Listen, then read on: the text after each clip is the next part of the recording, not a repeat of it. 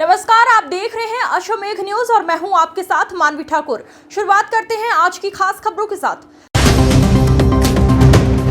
इंदौर में एरोड्रम थाना क्षेत्र में कपड़ा व्यापारी का जयपुर में अपहरण मामले में नया खुलासा हुआ है। पुलिस को 2 दिनों तक अपहरण के मामले में परेशान करने वालों को लेकर चौंकाने वाला खुलासा पुलिस द्वारा किया गया है, जिसमें पुलिस ने 3 युवकों के पास से पवन जैन को आजाद कराया और तीनों आरोपियों को भी गिरफ्तार किया है।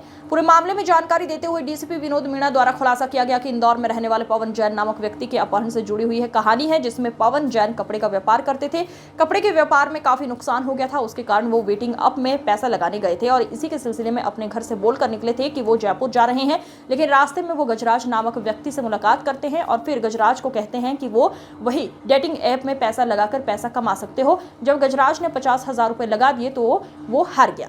देखिए, ये कल एक एफआईआर रजिस्टर हुई थी थाना एरोड्रम के अंदर, जहाँ पे पवन जैन नामक व्यक्ति है, तो उनके परिवारजन द्वारा एक एफआईआर रजिस्टर कराई गई थी कि भाई उनके पास 3 लाख फिरौती के लिए एक कॉल आया है और उनके द्वारा एक अकाउंट नंबर दिया गया है। तत्पश्चात हमारे द्वारा इसमें एक एफआईआर कल रजिस्टर की गई थी रात में। एफआईआर रजिस्टर करने के पश्चात घर वालों से पूछताछ में पता चला कि वह जो पवन जैन है, जो पहले कपड़े का व्यापार किया करते थे और लॉकडाउन के दौरान उनको काफ़ी बिज़नेस में नुकसान हुआ था और उसके पश्चात वह जयपुर का बोलकर कि जयपुर बिज़नेस के सिलसिले में जयपुर जा रहा हूँ और जयपुर का बोलकर घर से गए थे।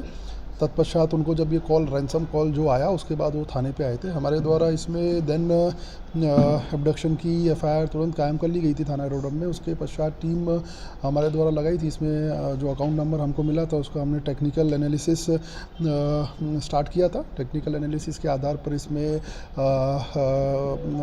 काफ़ी वाइटल क्लूज हमको मिले थे, जिसमें एक जो गजराज अहिरवार करके है, इसके विषय में हमको पता चला था। तत्पश्चात सभी आरोपियों को हमारे द्वारा शिवपुरी से राउंड अप कर लिया गया था।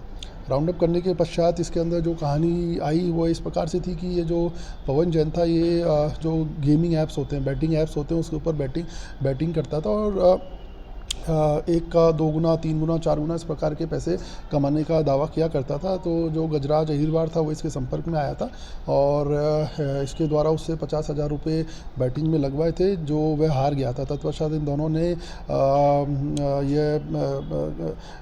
सोचा कि इस पैसे को रिकवर करने के लिए गजराज ने बताया इसको कि भाई उनके बाबूलाल वर्मा जो उनके फूफा हैं पत्नी के, तो वह भी कुछ पैसा लगाने के लिए इच्छुक हैं। तो ये लोग पचौड़ चले गए राजगढ़, जहाँ पे इन्होंने 1,75,000 रुपये वापस बैटिंग में लगाए पुराना लॉस रिकवर करने के लिए। इनके द्वारा उस प्रोसेस में वो पैसा भी हार गए ये लोग। तत्पश्चात ये बाबूलाल वर्मा और गजराज अहिरवार द्वारा अपने पैसों को इससे वापस लेना चाहा गया। उनको ऐसा प्रतीत हुआ कि अब हमारे पैसे नहीं देगा और हमारे पैसे अब दुगने नहीं होंगे। तो इन्होंने तो जो पवन जैन थे उन्होंने बताया कि उनके पास कोई भी पैसा नहीं है।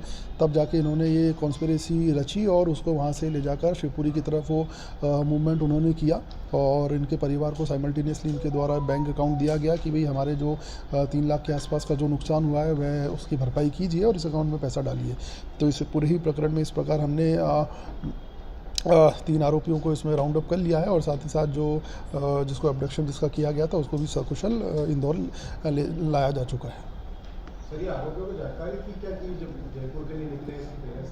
नहीं, टेक्निकली ऐसा ये अपने जैसे कि जो पवन जैन है ये बैटिंग ऐप खेला करते थे और लोगों का पैसा डबल कराने का वायदा किया करते थे। तो बेसिकली घर वालों